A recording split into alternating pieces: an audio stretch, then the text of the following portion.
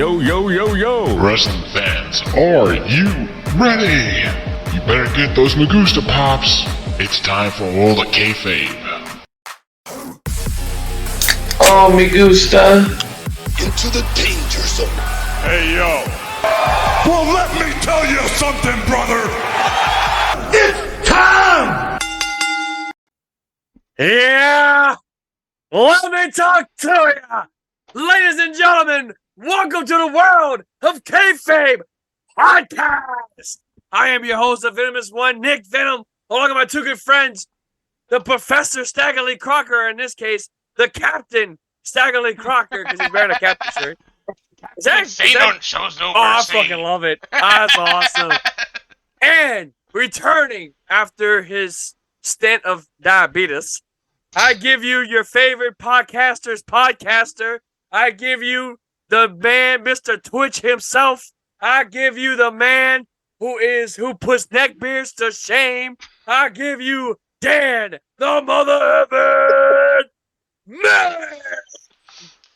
With us tonight, we have a very special guest in the hype of APW's dysfunction. We have one of the contestants.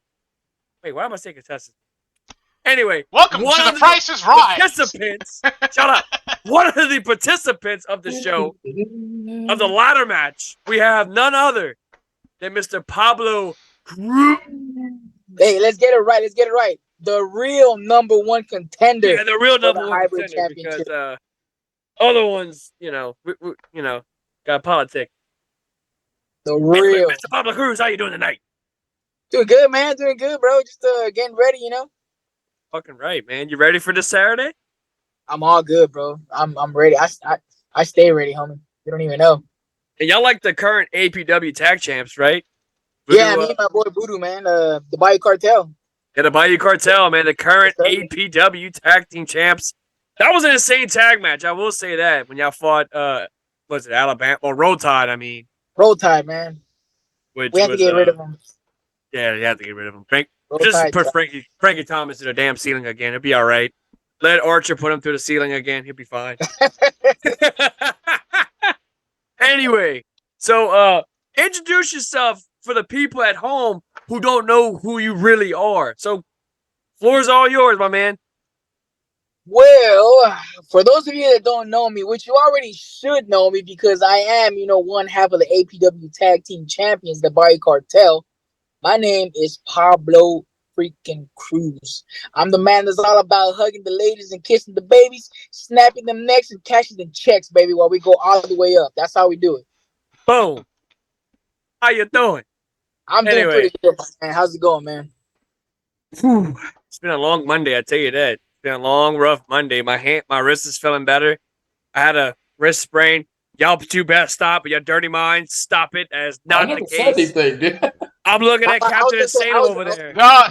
I'm just cracking up because, like, what the fuck are we, the injury crew? I mean, I might have fucking tore some shit in my knee, apparently, according to the doctor. Yeah, I have diabetes. He's fucked his knee up. You sprained your wrist. As a sprain, but I go back working out tomorrow. Hey, take all that bad juju out of here, man, because I got some crazy stuff going on Saturday. Well, I don't need all that bad juju. We need to get that shit out of the way, man. Dysfunctional coming up. This is y'all fourth APW? No, third APW show. No, fourth. I'm third, if I'm correct. Who knows? One of the two. But you got a big match. I think y'all the main event of the show, if I'm not mistaken. Yeah, man. Headliner, man. Tell me all about it. What's going on? Man, it's a ladder match, first of all. I mean, you can't get much better than that for a main event. You know what I mean? It's a ladder match. It's just gonna be myself, the devil himself, Mr. Virus, Mr. Southern Comfort, what's his name? Ashton Blake, and then of course we got Cody Hawkins. Here's the thing, and I like Cody. Cody's a cool dude. I know him outside the biz. And this is probably a shoot, maybe, but the fact that he inserted himself into this ladder match was kind of, I see it, and I said it before we started the show, it's definitely politicking in a way, but the fact that APW had restarted, right? APW restarted, and you would think that everything that happened in the past, that was it. A clean slate. Clean slate, right? But for some reason, you know, the powers that be, the bookers, saw it as well. Hey, look, Cody lost this hyper championship match to, I believe it was, giant Mexican giant.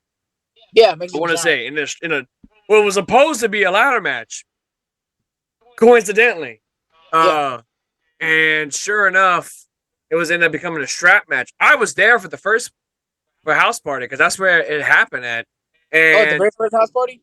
The very first one, yeah. The very first one. Because it was supposed to be a ladder match. It was supposed to be a ladder match between him and Hannibal Jackson. But Hannibal broke his leg. And basically, the match was off. So they had to do a strap match, which ended up him against Mexican Giant. The Mexican Giant won. And Cody never got a rematch. Never had it. So I can see it from that standpoint. But y'all already had a storyline. You already got something going on. You and Ashton. Which Ashton right now, I think, is doing fantastic. But at the same time, I feel like you can give him a run for his money. Oh, yeah. 100%. If there's anybody who can bring the best out of him, is you. 100%. I'm definitely not going to take anything away from Ashton. I'm not going to. I mean, he did pay me to get that belt. Right. One thing that did happen, he paid me. I'll take that loss any day. But that same night, I won that battle royal. Take that contendership. With Cody Hawkins, though, I don't got a problem with Cody, man. Like, he's cool. He's a good guy. They go ahead and be a good guy. I'm a good guy too. All that shit. I'm a good guy too. But when I gotta flip that switch, I gotta flip that switch. And like, to me, it's like, hey, wait a minute, bro. Like, you're the past. You know what I'm saying? Like, you lost the belt. All right. You really don't get a rematch because it's not with the Mexican Giant. You know what I'm saying? Like, so that right there is dead. You know what I mean? So now, like, that's enough of that. Like, now you got yourself in this match, and now I gotta go improve. Now I gotta worry about you, and I gotta worry about Ashton in one match. You know what I mean? So to me, it's like, all right, if you want the smoke, I'll give you the smoke. So we're gonna have to figure something out. I might have to figure out how to get him out of the equation, toss him out a little bit, shove my foot down his throat, keep him out there. And then just worry about Ashton. Because really, my main concern, I have to prove to myself that I can take out Ashton. That's my main thing. It's like I could take out Dan in AEW Fight Forever, but that's a different topic for a different day. Anyway, we're all gonna have to get on that one day. Oh, bro, I'm ready. You got knocked the fuck out. So now, is this your first ever ladder match? Yeah, man. Like, this is my very first ladder match. Like, I've been in hardcore matches. I've done all kinds of stuff. But ladder match, this is my very first one. And I'm not even gonna lie to you, man. I'm a little bit afraid of heights. So. Oh shit! Do you have maybe ladder? Was it ladder phobia or something like whatever R-Truth had? See, you can call it ladder phobia, but all I know is I'm a little bit afraid of heights. But I know it's at stake, so I have to put that beside me, bro. And I'm gonna have to show up. I'm gonna have to go all out, bro. Like, this match, I promise you, you're gonna see some crazy things, bro. I have a feeling it's gonna be a high spot fest, if anything. I could see him getting on the ladder like Guevara and going. No, I don't know about that. Hey, look. If you can pull that off, brother, I will tip my hat to you. Be like, you know what? I'm going backstage. I'm going to congratulate Pablo on this insane win. Brother, you killed it. Killed the 630. There's no way you can do it. I had doubts. You can do it. I'll maybe give you a swanton. I don't know about no 630, bro. That's kind of pushing it. That's pushing my body, but you gotta have tables though. You gotta put somebody through a table. You gotta put somebody through a table. Come on, bro. I'll try to put somebody through a table. I can't give no promises. I know we're gonna have some kendo sticks. We're gonna have cookie tray. It's gonna be a hardcore ladder match, bro. I'm telling you right now. You're gonna see some steel chairs. There's gonna be everything. Like, I'm not gonna hold back. And me and old boy Metzger is gonna be sitting front row because we got VIP tickets for the show. Oh, bro. He twisted my arm because at first I wasn't gonna go to the show. Yeah, it's nothing personal. It's just I've been going through a couple things of my own personally, trying to save money because I got stuff going on that I have to take care of. But Massacre's like, dude, you got to come to the show. It's like, well, why? It's a ladder match. What? Oh, you mean Ashton Blake and Pablo Cruz? Yeah. It's for the Hyper Championship, bro. You have to come. So Metzger, I don't know if I want to go, brother. I will buy your VIP ticket. Why you want me to buy my VIP ticket, brother? Just come on. Let me buy you VIP. I was like, dude. First of all, if I want to do VIP tickets, well, you get to go hang out in the locker room. I told him straight up, and I'm like, you know what? No offense to you, but I don't want to hang out backstage. I just, as a wrestling fan for so many years and never had the opportunity to hang out backstage or whatever the case may be in the dressing room, whatever the case may be, it's kind of awkward for me. You know what I'm saying? Because it's like, I'm used to being... no offense to the Indies, but the backstage of an Indie show is not going to be that impressive. I mean... I just meant there's not. I've never been backstage. I just meant it's not going to compare to like the backstage of say WWE, oh, APW, obviously, or whatever. Joey's like they're not going to have fucking catering. No, no. I just meant half the time a backstage at an indie show is a tarp covering up the back. Oh man, I've been to all those type of indie shows. Hey, but you know what? Hey, you'd be surprised, man. We have some good drinks. We have cookies. We have hot dogs and handshakes. We have all of that, dog. Like, oh shit, that's the case, bro. Yeah, I'm in. Yeah, Nick's like sold. You sold me on cookies. I'm telling you, bro. Wait, what kind of cookies? What kind of cookies? It depends, man. Like, I'm a big fan of sugar cookies and chocolate chip, man. Bro, sugar cookies is my number one weakness, dude. Like, hands down, sugar cookies. That's crack to me. Like, I'll say it is cookie cake, crack. Hey, look. Oreo and Oreo Oreo lemons, crack. Like, oh yeah, dude, oh man, you talking about the I can tear a whole bag if I have to. Oh yeah, I'll knock them out too. Trust me. Oh shit, like that's a fat boy in me, dog. Like I can literally sit there. Like I love Oreos. Don't get me wrong, but man, the Oreo lemon. Oh God, like diabetes. My father-in-law told me about it. He's like, dude, you gotta check this out. Like, why would you put lemon in an Oreo? That doesn't make any sense. Just try it. I tried it. I'm like, shit, this shit's amazing. Really? I've never tried those yet. Literally had to buy my own pack because I was eating half of his shit. That's how great it was. If I try something like that, it'll make my blood sugar go up. I'm diabetic too. I'm like you, bro. I'm diabetic too. I gotta be careful with stuff. But hey, you know what? On a Saturday and a Sunday, I splurge. I don't give a damn. Dude, are you type 1 or 2? No, I'm type 2. Same here. Oof. Yeah, so I gotta bring it down, bro. I beat it. Not make it go all the way up. I gotta bring it down. That's actually a pretty good theme song. I will say that it fits you. It fits the personality wise. Oh, we're a whole vibe, bro. You don't even know. Like we just try to bring it, bro. Like we just like getting the crowd hyped up. That's like our main goal. Like. I heard from Ashton. Ashton's getting a big entrance for the show. Are you by any chance getting a big entrance? Nah, man, I don't need all that. You give me my lights, you give me the smoke if we have the smoke. Hey, go out there, Nick, with some sparklers, Gilbert entrance. Yeah, give me some sparklers, bro. I'll do all that too. I'll tell it to Eddie, be like, Eddie, we need some sparklers for Pablo's entrance. Get the streamers, bro. Get the streamers. Yeah, get the streamers. Not gonna lie, I've thought about buying some streamers. Yeah, throw in the ring, be like Ring of Honor type shit. I mean, that would be cool. I mean, they can't bitch at y'all. But I don't know if they were alive. It does piss. It does kind of piss off the ring crew people though, because they have to go clean it up. Because I've been doing indie show that did that. They'll be fine.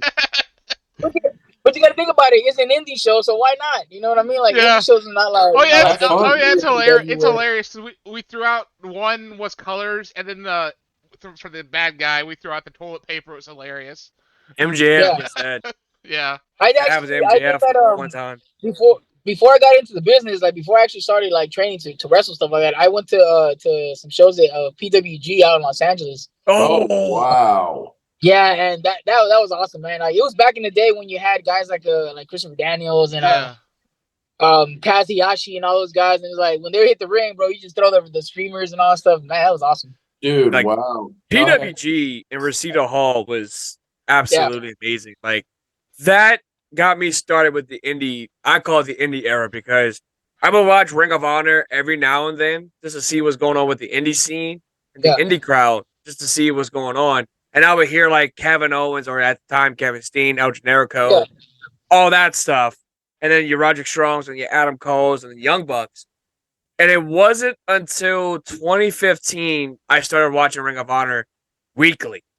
Yeah. Because AJ was there, the Young Bucks was there, they were part of Bullet Club at the time. And anywhere the Bullet Club goes, I win. I always checked it out. And to the point it led me to the Young Bucks being the elite. And I would see PWG stuff. And I'm like, bro, like, what's this PWG? Like, I want to check this out. I've heard of it. Never really had the chance to experience it. So I watched Battle of Los Angeles, I want to say 2016. It's the one where it's the Young Bucks and Adam Cole versus Will Ospreay, Ricochet, and Matt Sydal. And it was probably one of the most, if not the most, 6-man tag match ever. If you got, I think it's, I don't know if it's High Spots Network, because I don't think they even exist anymore. Yeah. I'm not mistaken. Go check it out. It's even on YouTube. Go check it out. I still think one of the best matches was the Young Bucks versus who was the world's cutest tag team? Was it Johnny Candice LeRae and that piece of shit. Yes, and the piece of shit. And the piece of shit. It is so. But yeah, that match is just so bloody.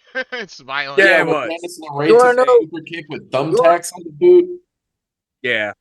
One of the good matches that they also had was the one that in my eyes that stands out big time, bro, from that place is it was Pac versus El Generico. Yeah. Man, that match was sick, bro. Like I'm talking about sick. I ain't never seen anybody do like a inverted 630 and land on their head and still get up. Like, it's ridiculous, bro. Like, yeah, Pac is just built different. He's definitely built different. We're going there. I'm built different. Yeah, the first indie show I ran across, flipping through the channels, I ran into NWA Wildside in like 2003. So I'm seeing like Matt Sydal and AJ Styles. That's kind of like me. I used to watch Pro Wrestling Ohio, and you had like Johnny Gargano, Tommaso Ciampa. You used to have all of them through there. And this was like when me and Joey first met in like 2010. Oh, damn. And then 10 years later, me and Dan met, and it's like I introduced him to that match that I just talked about. The Super Elite, or the Super Click, I should say. Against, Super Click.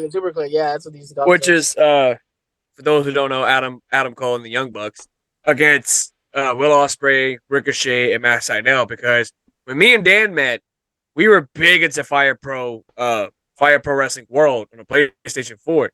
That's how we clicked, and it's like he's a huge New Japan mark. Like this dude can literally tell me anything about Japanese stuff, and it's great. Like right now, the Bullet Club's doing great. Bullet Club is actually doing great. They're actually being relevant once again. I think I have my hopes about David Finlay running Bullet Club, and so far he's not failed.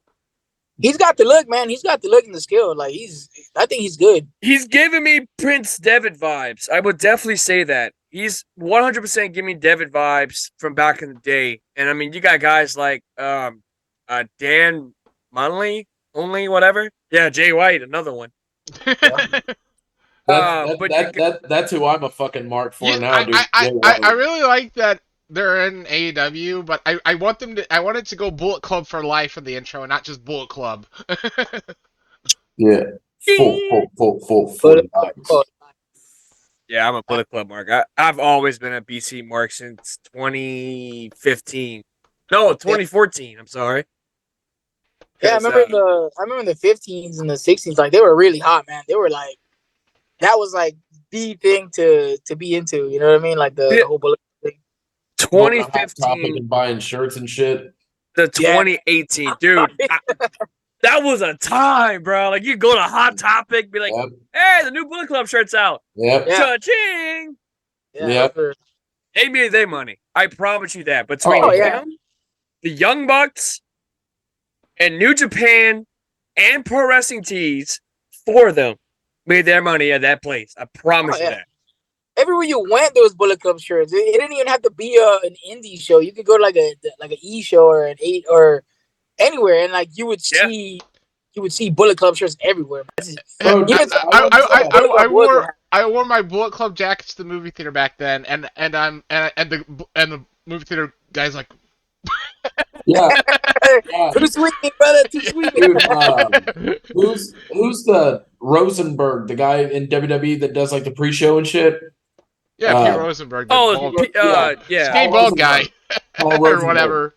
So, I went to Survivor Series. No, I went to NXT Takeover War Games, the first one. War Games. And during intermission, or no, it was during a women's match. I didn't give them two shits about. I was going to the bathroom, and I just hear somebody go, "Bullet Club, fuck for life," and it was Paul Rosenberg, and I said, "Whoa!" And I ran up to him, and I got an autograph and a picture with him, and me and him were both throwing up the Too Sweet. That's sick. Oh yeah, that's awesome. It's pretty cool. Sick. Bullet Club was revolutionary back then, man. Absolutely. Oh yeah, hell yeah, without a doubt, man. I'm gonna keep it real. And Pablo, you've seen me with my crew. I mean, the Cajun Elite Squad, that's what we're known as. But I will say this. If it wasn't for Bullet Club, there would not be no me. There would not be no Puff. There would not be no Art. There would not be anybody in my crew. There would not be nobody. Like, we wouldn't have not met. I mean, yeah, me and Robbie would have met. Me and Robbie still friends to this day. Yeah. But, yeah, like, as far as for the rest of them is concerned, like, there would not be, even Metzger, there would be no Cajun Elite Squad because that's what we do. Those guys are awesome, bro. Those guys are awesome.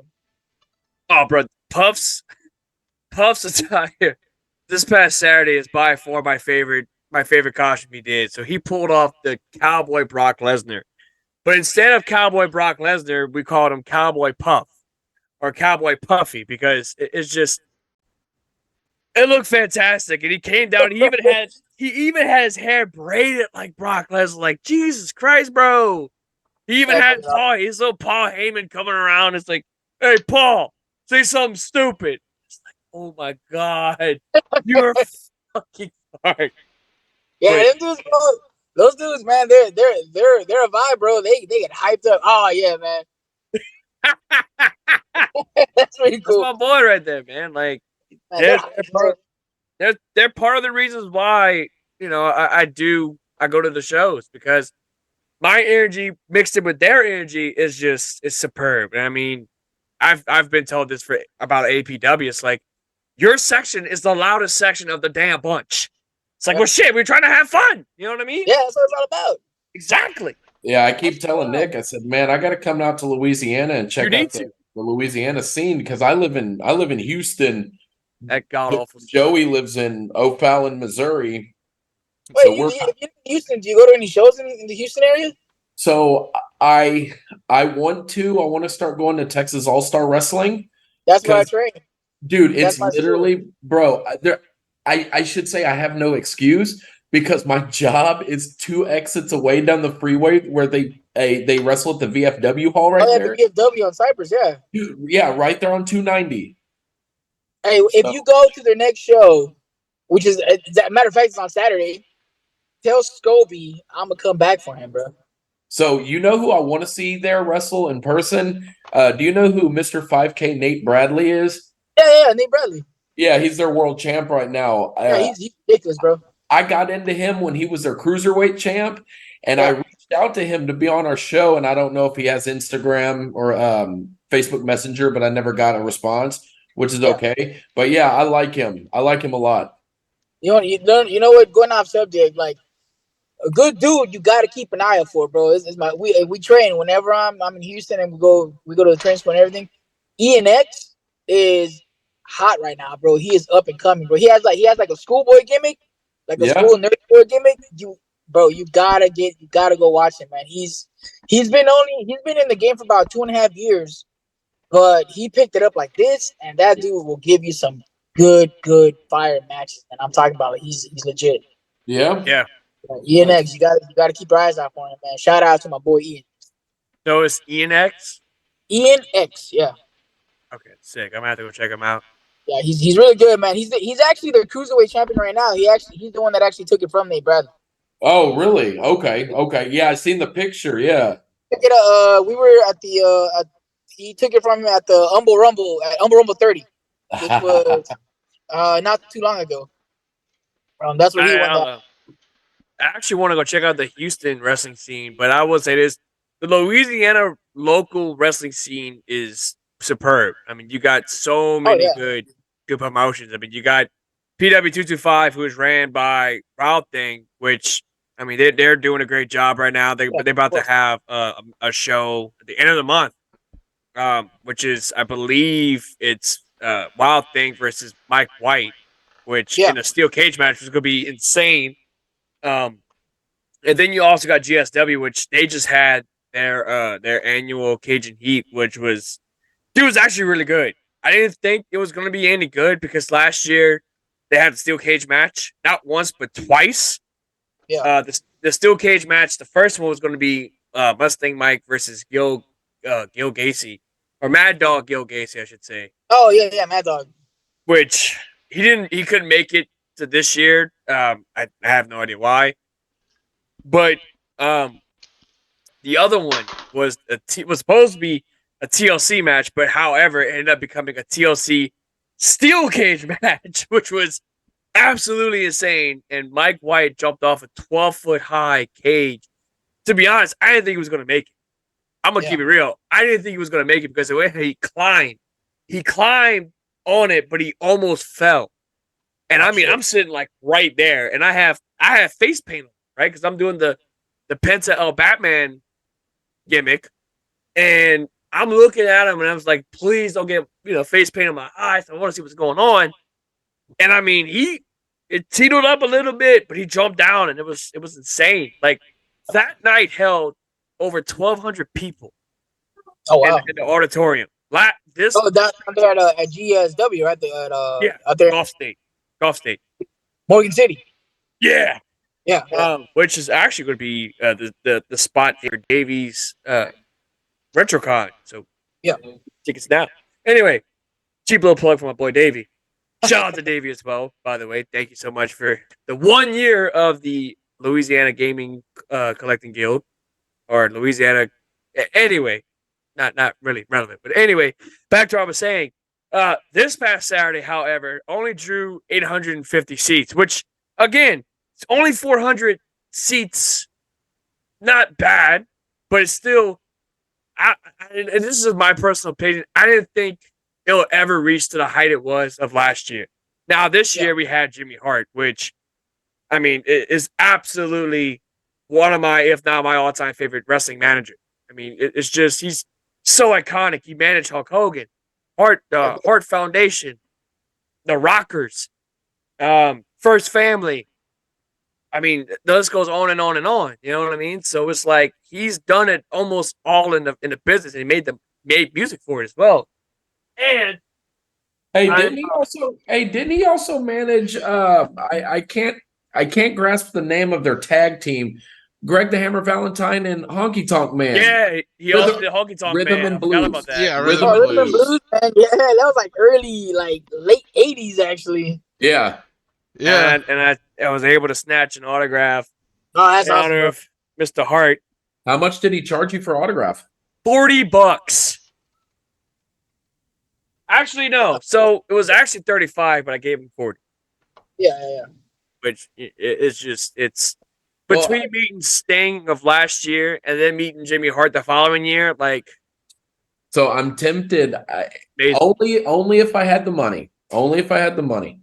So Nick last year sent me the Winged Eagle WWF Championship belt, right? So I want to send it off to get Hogan to sign it, but it's like $500. Yeah. Damn, that sounds about right. Yeah, I don't know if I want to do that, brother. Yeah, that's not gonna work for me, brother. That's a little bit up there for me. Yeah. I don't understand why he charges that much. I mean, it's a bajillionaire. That's like because he's wasted all his money too, though. Well, I was gonna say, remember, he's divorced and he's got all these little. I mean, look at Nick's car accident. I can't imagine that was cheap. Yeah. Ooh. That was sad. That was like over 10 years ago. Yeah, but and he's still paying for that shit. Yeah, but it would bankrupt his family and all that shit. Yeah.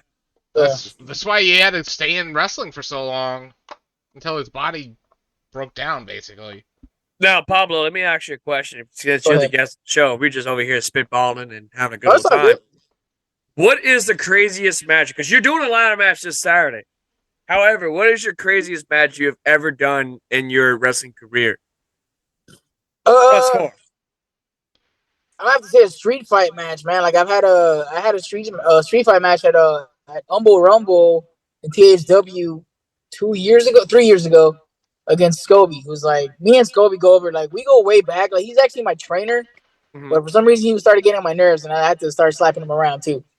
But yeah, we had a hardcore. It was like a hardcore street fight match, man. And it's like, ironically, I brought a ladder to that match, and I was gonna try to use it on him, and then the dude reverses everything on me, and just like my body's all over the ladder, and then he's getting me with a fire extinguisher. We're going crazy, man. Like he got a bucket and put it on my head and just smacked the shit out of it with another bucket. Oh, I was like, all right. Yeah, it's like it's funny. I have the video too. Like he puts the bucket on me and just, wow, you just hear like a loud ding, and everybody's like, oh, Jesus, bro. And yeah, that match was crazy, man. Like he ended up getting with his cowbell. He smacked the crap out of my head with that. I sliced him up a little bit with a pizza cutter before the pizza cutter got famous by AEW and Nick Gage. Yeah, before all that, so we that was like one of the craziest matches I've ever been in, because like I'm real, like I'm a little more like technical and old school type of way, but when I got a brawl, I got to do it. You know what I mean? So like, he brings it out of me too. So it's like just like Cody Hawkins, man. Like none against him, man, but he's bringing it out of me. But that to me was one of my craziest matches, just because like the next day I woke up and I was like, oh damn, I don't want to get up. Like my body was just all kinds of beat up, and but it was awesome. You know, it was a great experience. I just love it, man. Like when I'm in the heat of the moment, I'll do whatever I need to do. You know, and then the only thing that's going through my mind is like, bro, I'm gonna regret this tomorrow morning when I wake up, but let's just go. And now is APW the primary wrestling company you work for, or do you pretty much go wherever you're asked to? Honestly, so the primary one that I work for is Texas All Star Wrestling. Hell yeah! That's my home. Like that's where I train. That's my home. That's Galactica's my trainer. You know, really? Yeah, that's the guy that trained me. So that's my home. Like that gets priority over anything. You know what I mean? Dude, that's cool. And then I also wrestle for DZW, which is Domination Zone Wrestling out there from Katy, Texas. I've wrestled for UPW, which is shout out to Bart Harris also. So those are all some of the places that I've gone through. And then the way that it's funny, the way that I started going to APW was through Beautiful Bobby. He ended up going to a show one time in Katy, and we just talked, we clicked it off, and he told me, he was like, hey, if you ever want to come through, like let me know. So I told him, yeah, just hit me up whenever. And then one day he hit us up and was like, hey, yo, want a shot? Yeah, let's go. So we started going out there. So out there, I've wrestled for Mustang. I've wrestled for APW. I've wrestled for Wild Thing. We've been all over the place over there too. God, Nick, I love that fucking belt, dude. Funny that you mentioned Beautiful Bobby. So he was actually he was contacting me. He's like, hey man, I want to be part of the show tonight because I want to promote Dysfunction. I was like, well, dude, we got Pablo tonight. You know, you're kind of late to the party. You know what I'm saying? He's like, damn, well, I'll get you next time. You know, man, that is an But since Dan want to bring out his Wing Eagle belt, I feel like I gotta bring this puppy out. This Wing Eagle belt is beautiful. It's beautiful, but oh shit, here come Joey. I think come Joey with his belt. I think the reason why I love this belt so much, this is the belt that I grew up on, man. I'm an 80s baby, bro. Oh yeah. Warrior, Hogan, fucking Macho Man, dude, had this belt. Yeah, and then when Nick was like, I'll send it to you, I said, no fucking way. That was why. To get this belt right here. Oh, he's got the I said, damn, that belt. Oh, look at this clown. Hold on. I'll go get my other ones. Oh, god damn. I need to put on my body armor. This thing, it's so big you can use its bulletproof vest. So Pablo see this. Out of all the belts, I'm not gonna lie to you though, like that ECW World Heavyweight Championship belt has always been one of my favorites, bro. Just the way it looks. I feel like if I had to rank all the belts, I mean, obviously this is my number one. This right here is my end-all, be-all, all-time favorite belt. This is the belt that I grew up on. Yeah. This is the belt where Stone Cold Steve Austin won.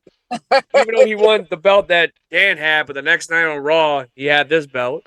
Yeah, it's definitely just it's a staple. It's probably gonna be coming to the show this Saturday, more than likely. I don't know yet. Bring that IWGP one. I really like that other one. But this one, everybody loves this belt right here. Everyone loves it. Well, you got the hardware here. I'm gonna bring half the whole entire belt collection. I recently just saw somebody selling a WWE United States belt. I've been tempted to buy it because they only want $150 for it. That's not bad. But yeah, Nick trumps all of us with that IWGP belt. It's turned into an interview, and all of a sudden everyone's bringing out other belts. Yeah, all the belts. A belt off. It's kind of tradition whenever we have a guest on the show because it's like one brings out one belt, and then I'll bring out this belt, which is like the trump card in my opinion. Yep. I got my. You don't want to bring out their belts. And then I got my Universal belt. That piece of shit title. Hey, I got it for free. Here's the real question. Does anybody have the ROH championship belt though? Nick, you do. Back. Nick does. Oh, he actually has it. Fucking little punk bitch. He's got all the good shit.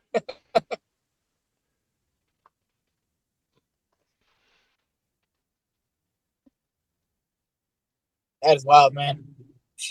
Yeah, we're a bunch of belt marks here at the World of Kayfabe. I've only got 2, but these guys got 3 and 4 and 5 and 6. But yeah, man, you should actually definitely go. You know, if you ever get a chance, go to Texas All-Star Wrestling, man. Dude, hit us up on our World of Kayfabe Facebook page, man. Next time you're going to be there, fuck yeah, just let me know ahead of time. I'll be there. That's what's up, man. It's the belt. You fucking mark! Shut up, Joey. Dude, that's a beautiful ROH belt, dude. This belt right here. That belt reminds me of Adam Cole right away. Yes. Yes. Yeah. Hey, I have the bag that. Oh yeah. One thing. I'm loving the combination of MJF and Adam Cole. I just want to say that. Yes. Yes. I'm ever being out. I love it. I absolutely love the fact that they paired them two up, and it's like I told Brittany, they winning the tournament. Yes. I'm telling you right now. Oh yeah, they're the odd couple. Dude, it's that classic odd couple comedy.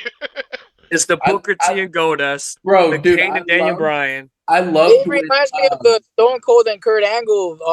Yes. That's more of that, yeah. Kurt Angle was like trying to be serious, and then Stone Cold out here being a fool, trying to play the guitar and all. I still loved when fucking MJF was singing "Happy Birthday" to Adam Cole all over the top and shit. I fucking lost it, dude. Happy birthday. He's going pop star and all that shit. It's like, that was what God. Me and my girlfriend were watching that. And she just like, what in the hell this man's doing? It's like he's singing. Yeah. You didn't know MJF can sing? You never knew? Yeah, he sings horribly. All you have to do is go back to look at a Rosie O'Donnell interview. Yeah. Well, we don't really talk about that episode. No. When you made the tape, did you all of a sudden the song? Yeah, you get to. Where did you sing it? My only sunshine, you make me happy when Dear God. gray. That's so I never knew you guys were the ones that were in charge of the World of Kayfabe. Yeah. No shit. Okay. You never knew that? I never knew that, man. Like I'm just not looking at all this. And then he mentioned World of Kayfabe again a little while ago. So I was like, oh shit, wait a minute. Okay. Yeah, because Ed had called me Thursday night. He had called me up. He's like, hey, bro, would you mind having a guest on your show Monday night, this coming Monday? I'm like, well, we don't have a guest at the moment. We don't have anything planned. Man, get Pablo Cruz. He's one of the participants in the ladder match. Go check him out. I'm like, all right, I'll send him my way. We'll gladly pin some him in. Originally, Eddie knows where the money's at, bro. He knows where the money's at. Originally, Eddie wanted to do the three of y'all. And I told Eddie, I was like, dude, we can't do that. There's no way. So you got just watch Shoot the Shit volumes 1, 2, and 3, or 1 and 2 in particular, because we had a group called the Gaming Collecting Club, and cool dudes, AJ or Rene Boucher, I should say. Oops, sorry, breaking kayfabe. Fuck, you just killed kayfabe, dude. Oops, I meant to say, not bad. It's my show. Shit. With you. Rene Boucher, as he's referred to on here, he's got his buddy AJ has a group called the GCC. They were on the show, and it was just that. It was a giant. There's a lot of shit going on, and we can call it a clusterfuck. Huh? We can call it a clusterfuck. Oh yeah, 100%. It's hard to focus on 6 people. Yeah, it really is. It can be done. It can be done, but it's just that it's very hard to focus on 6 people because the 3 of y'all and the 3 of us. I mean, we had plans on doing a Worlds Collide episode with our friends of JPW Podcast, but it's like, as much greatness as that would be, it would be kind of hard to focus on 6 of us, where you're trying to have a conversation and all that shit. It's just it ultimately on paper sounds great, but in reality, I don't think it would work.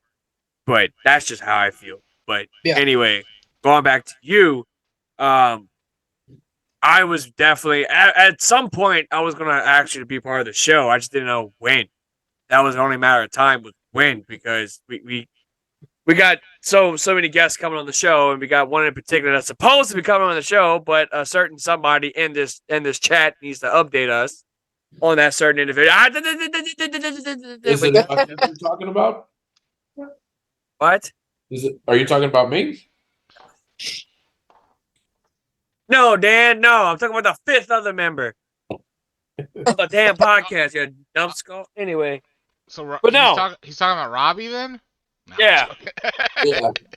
We're talking about Robbie over here, which is actually our 4th member of the crew, but he doesn't really come on the show. As a matter of fact, he won't be on the show for a while because he's in the process of moving and getting all that shit together. He actually came with me to GSW's Cajun Heat this past Saturday, which again, great crowd, great show. There was a couple duds, but there was one group in particular called the Russell. It's the Russell Bros. No, the Wrestling. They're called DRT, but their names, I think, is the Russell Brothers, if I'm not mistaken, or the Russell Twins. Yeah. Yeah. So they come. Oh, shit, I forget where they come from, but they were on AEW. They were like one of the Dark or Elevation episodes, and that's how I remember them as. And I'm like, this is gonna be great. They're fun to watch. They actually both love my IWGP and Ring of Honor title. They both held them, and it was pretty awesome. So shout out to them. Probably whatever. I'll probably get them to be part of the show. Yeah. Somewhere in the near future. Holla at them and all that shit. But again, great stuff. I had a good time checking it out. Seeing Jimmy Hart fist pounding me. If you have TikTok, it's on TikTok. If you have Facebook, it's on Facebook. Like, he comes out and Mike's looking all intense as shit. And sure enough, Jimmy, he's fist pounding everybody. I was like, Jimmy! And he fist pounds me. And he's smiling. And I'm like, Jimmy Hart just fucking fist pounded me. That's awesome, this is freaking awesome. You know what I mean? Like, we talked for a little bit after the show. We talked about WCW and like the early days of like the Hart Foundation and like how he managed Brett and Jim. You know, it was pretty awesome to kind of hear the wisdom coming from Jimmy Hart, and I even brought up the that one wrestling company that he had. I think he had owned. It was a women's wrestling. Was it WOW? No. Oh, I thought you meant WXW. That's the no, not WXW. Yeah. It was. Forget the name. I think it was Wrestle. No, it wasn't Wrestle Glow. It was one of the It was owned by a guy who won the jackpot. He won like 20 million or something. There's a lot like that. There was a promotion started out here in St. Louis. The guy bought a promotion in St. Louis and bought a promotion in Kansas City because he won the lottery, and he lost all his money in a year. That's bad, man. If you don't know how to control $20 million, good grief. No, I don't think it was 20 million, but it was just, geez, I don't know why this guy had to buy promotions. You can start your own. I'm trying to find the name. Man. It was one of the trying to find WrestleLicious. Oh yeah, WrestleLicious. That's what it was called. It was WrestleLicious, and it was, oh my god! You think Wrestling Society X was something? You think that was something? Oh my god, WrestleLicious. I think I remember seeing them on Wrestling with Regret. Yeah, that's how I found it. Really? And poor Jimmy Hart. Jimmy Hart didn't deserve that at all whatsoever. He don't deserve that. But before I wrap this up, let me ask you a question. And I'll always ask any of my guests on the show, what's your dream opponent? Oh, my dream opponent. It can be anywhere, anybody, anywhere? It can be anybody. Hell, it could be Dan. No, I'm just kidding. Man. I'm going to go with a prime RVD. Woo-wee. Yeah, man, because I think Rob Van Dam, like in his prime, was just like a machine, bro. Like so ridiculous, man. Those matches with Jerry Lynn, bro. Crazy. My boy. I'm gonna go out. Man. I'm gonna go out on a limb, and it was a televised match that RVD did, not even on pay-per-view, but I think it stands up there with those matches. I have a feeling I know where you're going with this. He knows. Nick knows, and we interviewed him. You know, Kid Cash. Oh yeah, hell yeah, Kid Cash. So Kid Cash was on the show back in February. So it was February. So watch a match. It from Houston. Rob Van Dam versus Kid Cash at the Reliant Arena next to NRG Stadium. Yeah, right next door. Dude, fucking killer ass match, dude. It was on like ECW Hardcore TV in like 2000. Yeah, I remember watching that. That was a good shit. Dude, good match. Great match. Oh, I man. remember you. Real quick, speaking of ECW, I was actually at that ECW Heat Wave back in 2000, and that shit, man. Oh my god, it was that was the one with the XPW guys in the. Oh yeah, I was right in the middle of that. I was going to bring that up. I was right. I actually have a picture with Christy Mist. She was sitting right next to me. Okay. Now, correct me if I'm wrong. Was that in the Grand Olympic Auditorium? Yeah, Grand Olympic Auditorium. It was so crazy, bro. Like when that fight broke out, like me and my boys, we followed them, and bro, I forgot his name, man. It was the big dude. I think it was like big Supreme. No, not Supreme. It was like another big dude. I totally forgot his name, but he had like a little man bun ponytail. It was this big dude. He knocked the hell out of one of those XPW guys, bro. He just decked him one time, and the dude. I know what you're talking about. Are you talking about Roadkill? No. It wasn't Roadkill. Oh, okay. That's the only. That's the tall guy I can think of. There's a big dude with a ponytail in the back. Yeah. I know the dude's name, but I can't say it. I can't remember his name, but for the life of me, but man, when he just went, it wasn't. Are you okay? Craig, you're not. I'm gonna throw this out there. It wasn't Big Sal Graziano, right? Yeah, there you go, Big Sal. Yeah. I don't know why I thought that, but I was like, I'm gonna shoot this name out. But yeah, Big Sal. Man, he swung and knocked him out just to say, I'm gonna knock out Cody, man. I swear, bro. decked him real good, and like I'll never forget. Like I've been to a lot of pay-per-views, but I'll never forget it. I've been to so many of those. Like, ECW Heat Wave, that's XPW when they were hiding Reseda, like all that stuff. But that's fucking. That was cool. one of the craziest ones. That was one of the craziest ones, man. But so yeah, that would be my dream opponent if I could. A prime RVD because I honestly I'm a huge fan of his, and I think he was just amazing when he was in his prime. You know, like granted he still can do whatever he does, but it's just he was different. You know, when he had to show off. You know what I mean? He put on great matches. Yeah, that dude's unfortunately father time caught up to him. Oh, that dude's making a killing in weed sales right now. Oh, dude, killing. I don't know if he's in a bunch of. I don't know if he's actually got a bunch of cannabis strains in different states though. And he has a hot wife, so you know what I mean. But, yeah, he's got the wife. Yeah, definitely. But dude, I still can't believe they had RVD show his rolling papers on WWE TV that one time. He gave some to Vince at the Hall of Fame ceremony. Yeah, that shit was funny. That shit was hilarious. Like, hey, Vince, you rolling, bro? It's like, RVD be live, bro. Why the fuck you doing this? Ain't no wellness policy for him. No wellness policy for him right now, so he's good. Yeah, he don't have to worry about that shit. Not only that, not to get off topic, I just recently watched Vampiro's documentary, Nail in the Coffin. And bro, you just now watched that? I'm just now watching that. Wow, just watched it. Good shit.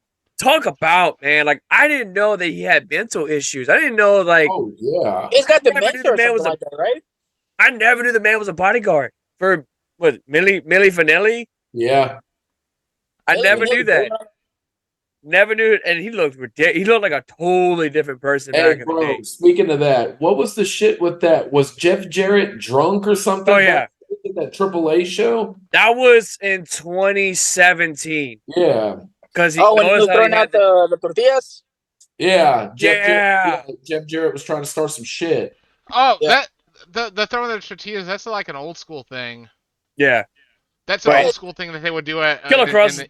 Killer Cross is about ready to beat the shit out of this dude. Like I remember watching it, and I mean, my man was standing at the door, just ready to beat the shit out of Jared. And I mean, it's just like in the back of my head, do it, please do it, do it, just do it. I understand. You will draw or die. Do it. I understand trying to get cheapy, but that was kind of overboard. You know what I mean? It's like and it was the same event. Correct me if I'm wrong. Was when Sexy Star went off the script. Oh Rosemary, yeah. And she did that armbar and she wouldn't let go, and damn, they almost broke Rosemary's arm. Yeah. So they covered that, which again, never knew Vampiro was a producer of the show. I never knew that. I don't really follow that much luchador wrestling as I do now because of the likes of you know what I'm saying? So it's like ever since then, I just kind of been like, these luchadors look pretty badass. And I mean, obviously, you know, with the Lucha Bros now being my favorite, you know, tag team and everything, it's just I always respect the luchadors and the people that come from Mexico and you know, like El Vikingo, another one that I of course. fucking love. Definitely fun to watch and all that stuff. So to watch that interview, to watch that documentary, man, it was crazy. Like the shit that Vampiro went through. Yeah. Like I never knew his greatest rival was Conan. Oh yeah. Never knew that. Never knew that. That shows my age. I mean, I grew up watching Vampiro on WCW. I never knew about his Mexican roots. Well, see, I never knew. Oh yeah, he used to be called in AAA. He used to be called Vampiro Canadiense. Yeah, right. I never knew how much realistically, he was a sex symbol in the early 90s, dude. He was fucking. Dude, women were crazy over him. Getting wet. Supposedly, Rey Mysterio dated Jennifer Aniston for a period of time. How the hell? He was Vampiro was something else. The funny thing is, like, I'm older than I look. You know what I mean? So it's like I know. I remember when Conan used to wear the mask and then he lost it. I remember all of that. I remember. Even had how old are you? Oh man, I'm 25 plus 20. Really? Nah, just take another 5 years off of that. I'm 20 plus 20. We'll leave it at that. Oh, see, I'm 37. I'm 37, so I'm there with you. Yeah. I remember all that stuff, man. It's crazy now that like to hear people when they talk about it. I never registered or never crossed my mind again because not too many people know about it. You know what I mean? But then when I hear people talk, I was like, oh man, I remember all that. Yeah, like for me watching Vampiro, like I remember his feud with Sting was absolutely like I felt like that could have gone in a better way, but still great rivalry, shit like that. Been better, but they did stupid shit like the graveyard match. Yeah, that was the dying days of WCW. Yeah, they were trying to be relevant. Well, and it could have went better too, but Sting was just like, yeah, this is not gonna work for me, bro. Like he pulled the Hulk Hogan. It's like, oh yeah, no, this is not working for me, brother. No, I can't do this shit. You want me to jump? You want me to do what? You want me to jump down a freaking 40-foot stage? Are you out of your damn mind? Well, here's the thing, Mr. Borden. We want you to we want you to jump off the Tron part. You really want me to? Oh, I bet. He gets the stun double. Hey, I want you to jump down. I want you to jump. You're gonna get yourself on fire. Okay, this is what's gonna happen. I'm not doing nothing. I'm gonna go down. I'm gonna climb down the stage. You're gonna fall off the Tron, and sure enough, that's exactly what happened. Hey, wasn't that a 2000 Slamboree? Think so. I want to say it was Slamboree. Yeah, or it was great. It was either Great American Bash. No, it wasn't Great American Bash. It's kind of.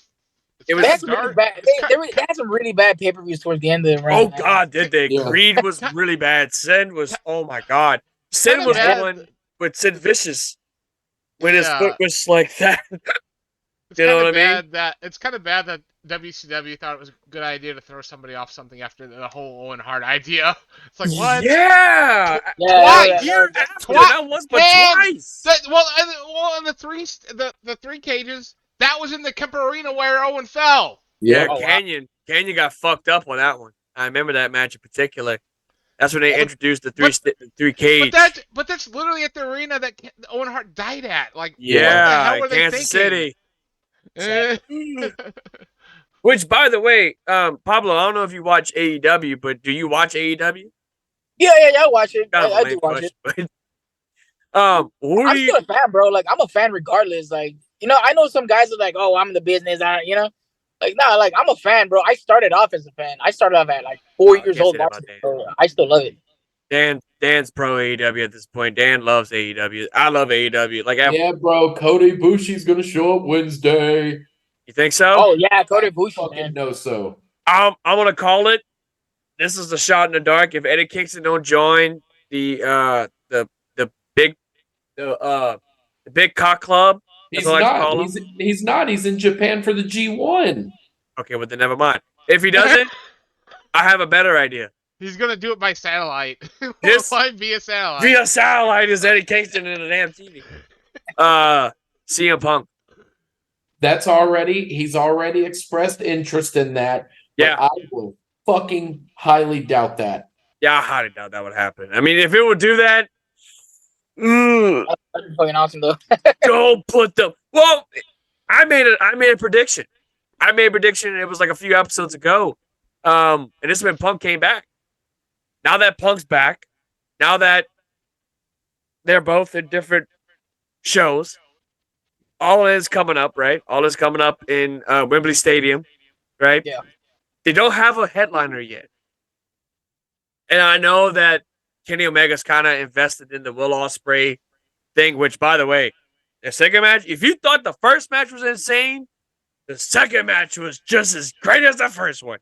And really quick, just while it's on my mind, speaking of All Out, I checked basically Ticketmaster at Wembley Stadium yesterday. They are at 80,000 tickets sold. That's great. Without one match. We still have a month. I think they're going to get 90,000 people in there. I think it's going to be sold out eventually. I feel like fucking insane. I feel like is their biggest show by far of all time. That's actually badass. But this is my thing, and I'm going to say this as straight as possible. Book CM Punk versus Kenny Omega in your main event. It will draw money. Dan, you're shaking your head, and I understand why. Nope. it will draw money. Nope. Controversy creates cash. A wise man said that. Yeah. Controversy creates cash. That would be so fucking awesome. Unfortunately, it would never happen. But I'm sticking with mine. It's going to be Will Ospreay, Kenny Omega 3. I think so. For the IWGP US Championship. And that needs to be the main event. That should not be mid, it's whatever. Forbidden Door fucked up on that one. Because they did. And I get it. Okada versus Bryan Danielson. Like, yeah, I understand the implications of that. You got the greatest wrestler of the modern era against the wrestler that was from the Indies that was killing it. Then he went to the big times and he killed it over there. And it's like, got them to. It's a dream match, obviously. It's a once in a lifetime type of match that you don't see anywhere else. Yeah, of course. But then you got Kenny Omega and Will Ospreay, which and another excellent dream match that can culminate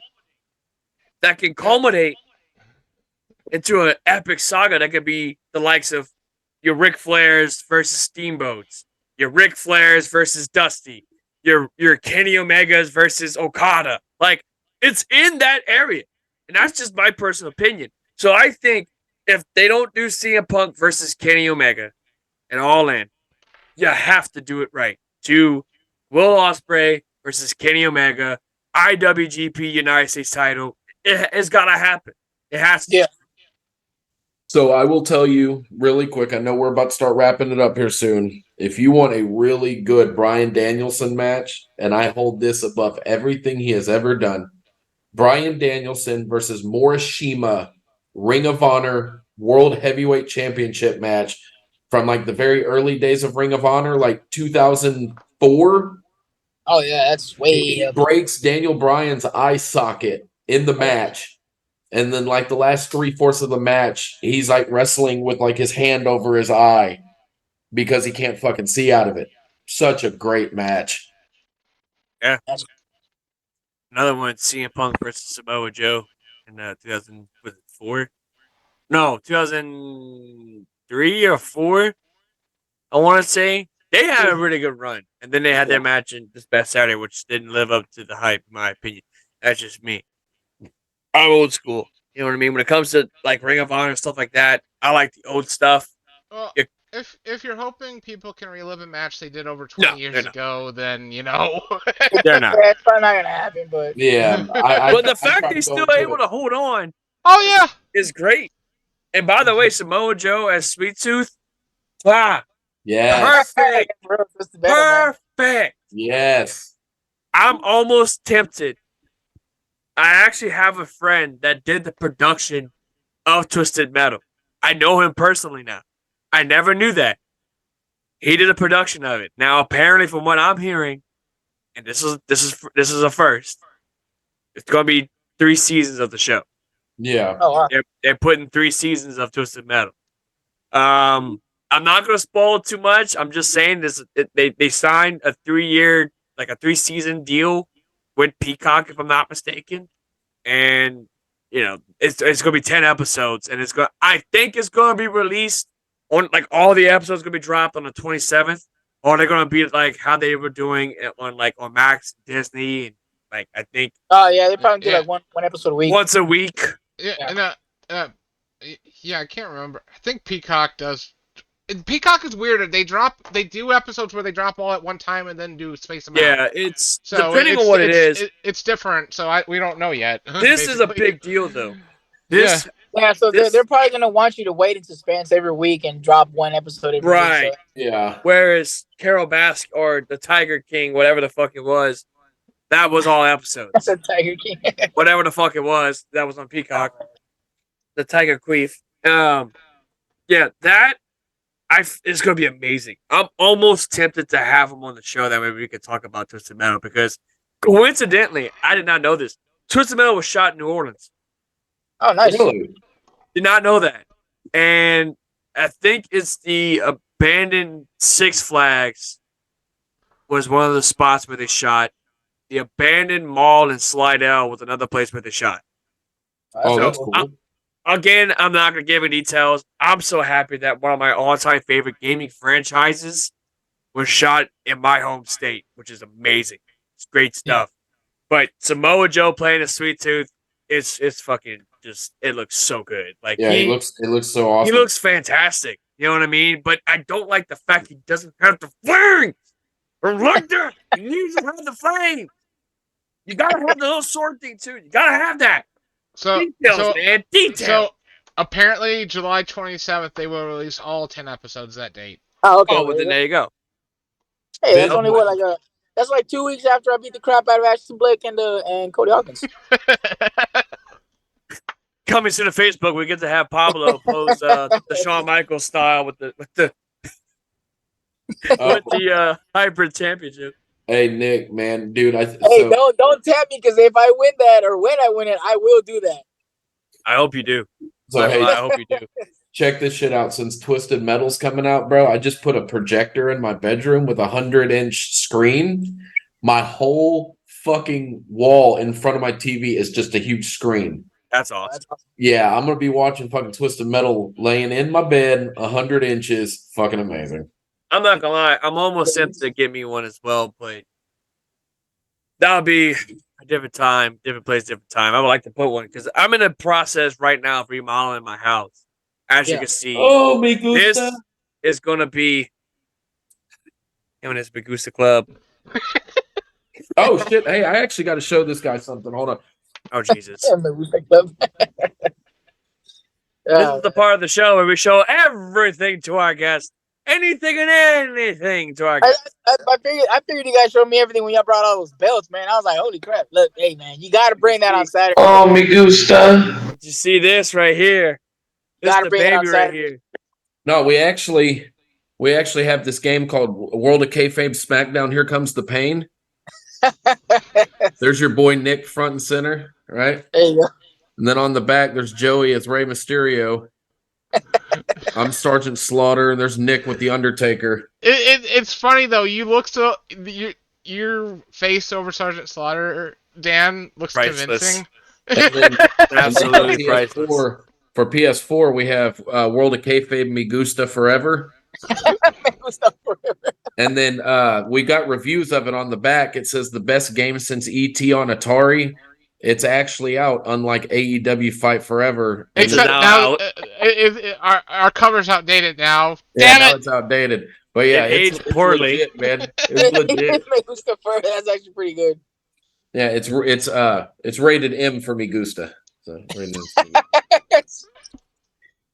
that's awesome. Yeah. I think this might be the two belts I'm bringing to Saturday. I'm not gonna lie. You should. I'm gonna tell you right now. When I walk out, if anywhere near me, I'm gonna grab those two belts and pose them real quick, and then give them. Hey, that's what it's there for. A lot of people posted. Big Ramp posed with the IWGP title. Yeah. Because literally, I walked in. I was about ready to meet Jimmy Hart, and he's like, "Hey, bro, let me see that belt real quick." And he would take a picture. Now he took it. I don't know if he took it with because he brought his TV camera with him. Yeah. So I don't know if he took it with that, but he took it with his phone as well. But I mean, dude, this belt right here, I actually coincidentally I got this belt on Bullet Club Day last year. All right. May the 3rd, I got this belt right here. And it was sold to me by a friend of mine who got it from, I want to say somewhere in Pakistan, or it's one of those. A lot of them are made in Pakistan. But I mean, if you look at it, it's damn near close to the real thing.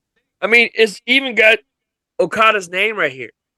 Oh, nice. Which, if you look real good, you'll see it. But I mean, I thought about retiring this belt from the shows because I don't want to mess this belt up. Because I mean, look at it. It's definitely. It's fucking beautiful. It's a beauty. It's a beauty. We're gonna leave it at that. It's a beauty. Between this and then this belt, I hated it because it's so freaking light. You could tell it's light.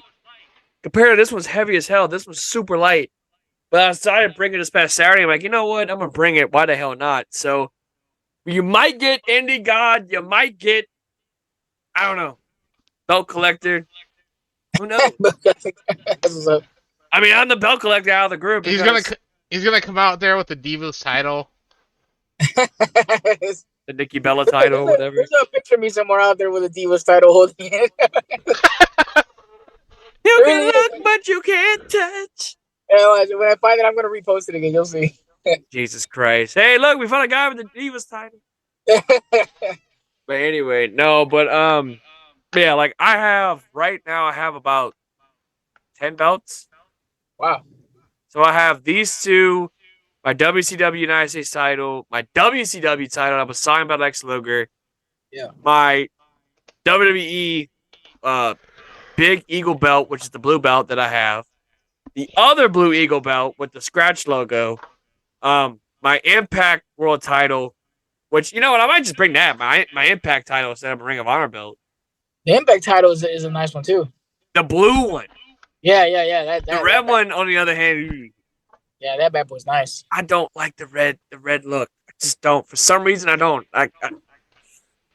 Blue just looks great. I mean, as a matter of fact, I can go get that belt because I have that belt in my living room. Jesus Christ. Yeah, don't get him to do that. Now he's going to start showing you his T-shirts and shit, and here we go. But I love how they just kept changing them. Quiet. It was really bad during the. But speaking of the TNA title, Impact title, whatever, it was really bad when they just stuck that Impact Wrestling sticker over the GFW belt. Oh, that was horrible, man. Hey, Nick, you need to hurry up so you can get this ass whooping on Fight Forever. There you go. No, but you need to get Fight Forever, bro. I am. I'm actually, like, when I go back home on Friday, that's the first thing I'm going to do because I actually want to play, like, for a little bit because I haven't been able to mess with my PS5, and that's one of the things that keeps me entertained every now and then. Hey, do you have Facebook? Yeah. What is it? You're gonna have to use my shoot name. So it's Eduardo Peñafiel. So EDUARDO, and then my last name is PENAFIEL. I used to have a Pablo Cruz one, but somebody I don't know what, somebody hacked into it, and I lost everything. So now I'm just using like my regular shoot one. Oh, yeah, that's nice. Yeah, that's him, I think. All right, I just added you. Yeah. So, there it is. Yeah, the blue's better than a whole lot better than red. Like it's so much better in my opinion. You know what I mean? Like just I'll show you like that way you guys can actually see it. I mean, it looks pretty good. The detail of it, and it came from Amazon of all places. Really? Of all places, and this is that belt. You found it on Amazon? Huh? You found that on Amazon? Amazon. Oh wow, that's of all places, Amazon. You're gonna laugh how much I paid for this, Dan. Oh crap. $70. 90. Get out of here, bro. Wow. Seriously? 90. Oh, that's a come up, man. That's a steal. Yeah, hell yeah. Is it heavy or is it? It's got some weight to it, right? It's got some weight to it, which I like about this belt. I mean, it doesn't have to be like the actual Impact title is not that heavy. It don't look that heavy at all. And is it going to be built better than those stupid plastic foam belts that we had back in the day as kids? Oh God! yeah. Look at this, bro. On Amazon, $99 for the same. That's the one I got. Oh right shit, here. man. So yeah, $90. I mean, that's crazy. As a matter of fact, Amazon. As a matter of fact, I use this belt. That's exactly why WWE's actually been suing people on Amazon for selling their bootleg belts. It's great. I might buy that belt. Yeah, my belt, bitch. Let go. No, but I can get the ROH belt for fucking $80 on Amazon. Yeah, dude, $88.99 on Amazon, bro. That's wild, man. Yeah, so I have this belt. You can buy the Jeff Hardy Immortal belt for $98. There's some crazy stuff on Amazon. The fact that you mentioned it, I might just try to get that belt. Dude, they have 10 pounds of gold, the NWA belt, for $99. Yeah. That's crazy. You gotta watch out for those belts, though. I will say that because they're going to be thinner. Just a warning. Ring of Honor. My Ring of Honor belt is incredibly thin. I don't like that. I hate the fact that it's incredibly thin. You know what I'm saying? Nope. Oh my god. This is the one I'm getting. This is the one I'm so, getting. IWGP United States Championship belt. Look what you can get. Oh. The MVP necklace. No. Oh no. I'm coming. Dan. Yo. That's great that you're gonna get the U.S. belt and all, but you'll never have this. I know. You'll never have this, because this is my belt. This is all about me. I'm the man. I'm the man behind this belt. Anyway, I'm gonna promo a little bit. Needs work, but not too bad. Not too bad. I've done better. But anyway, I think we might as well wrap it up a little bit. I know you've got to go back to work and all that shit is not easy. I got to go do the shoot job, man. So, before you go, this is the part where we give the floor to you. If you have any social media links, this is where you can do your plug and all that good stuff. So, please, take it away. Yeah, man. If y'all want to follow me, I'm on Instagram at cruising_control_62 on IG. You can also find me on TikTok. Grant. Same thing, cruising control. And you can find me on Facebook under my shoot name. Just I try not to give that out, but just type in Pablo Cruz. It should pop up. Yeah, I was just type in Pablo Cruz. That's how I got it. Yeah, I don't like to like. Actually, he sent me a friend request. And now I have to have it all together. But anyways, man, but yeah, everybody tune in Saturday, July 15th, APW Dysfunction. Come watch me whoop some ass. Come watch me climb up that ladder, grab that belt, leave with 2 belts. All right. Come watch me put Ashton Blake down. Come watch me slap around Cody Hawkins just a little bit, like he stole something from me. And as a matter of fact, just come and watch the show, period, man. Like that show, we're trying to get asses and seats, man. That's the main goal. You know what I'm saying? Like we're trying to blow up APW as much as we can. Yeah. And that's it, man. We just want everybody to have a good ass time. You know? That's it, man. And one last question before we end the show. Do you see yourself having APW go more than just the Bayou Pigeon Hall? Oh, yeah, man. Like if they... I'm all for them. If they want to hit up to Denham Springs or if they want to hit up to New Iberia or how do you pronounce that one city? Huma or Hama? Like I'm always trying to figure out. Yeah, if they want to go in there, man, I'm all for it, bro. Like if they can expand. Don't do East Side. East Side. Don't do East Side Homa. Don't do it. They can expand, bro, and grow their fan base. That's what it's all about, brother. You know what I mean? Like it's indie wrestling. Support indie wrestling as much as you can. You know, just the same way everybody supports AEW, you know, Impact and WWE. Like, you know, a lot of the dudes that go to those come from the indies. You know what I mean? So defend indie wrestling as I got right there. There you go. Hell yeah, the turnbuckle. You know what I mean? A lot of people don't know that. Everybody works like, why you got a turnbuckle on your arm? What the fuck is that all about? Defend indie wrestling. Yeah, man. I'm indie wrestling all the way. Hell, I'm the indie goddess, I like to call myself. Yeah, the indie guy. Don't let me hit up Sammy and tell me that you're the god. Anyway, but with that being said, Pablo, we want to thank you for being a part of the show. Guys, go check him out. If you're in town this weekend, if you're in town, Bayou Pigeon Hall and Bayou Pigeon, White Castle, check us out. APW Dysfunction.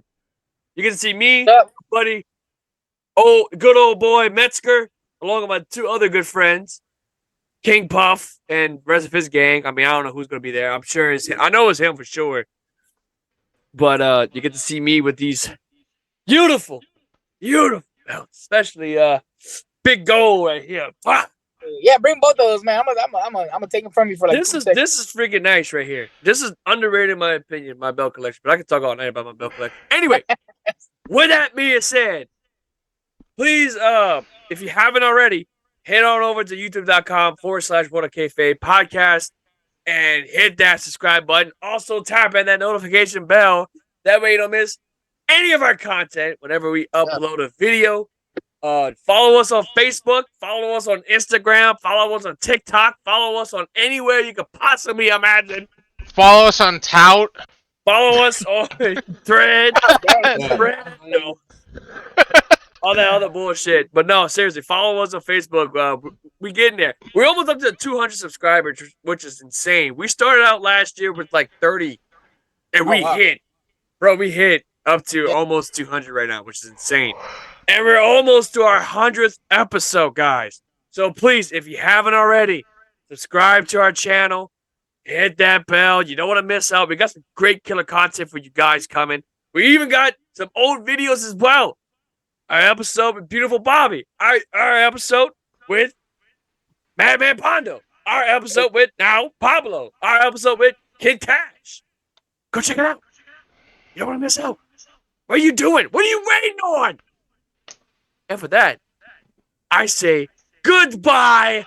Mwah, mwah, mwah. And good night. Bang. Crocker, hit the track. Gentlemen, as you know, the Ultimate Warrior. Fuck it. It's publicly stated that, damn it, who put that up? Is that $200 an hour?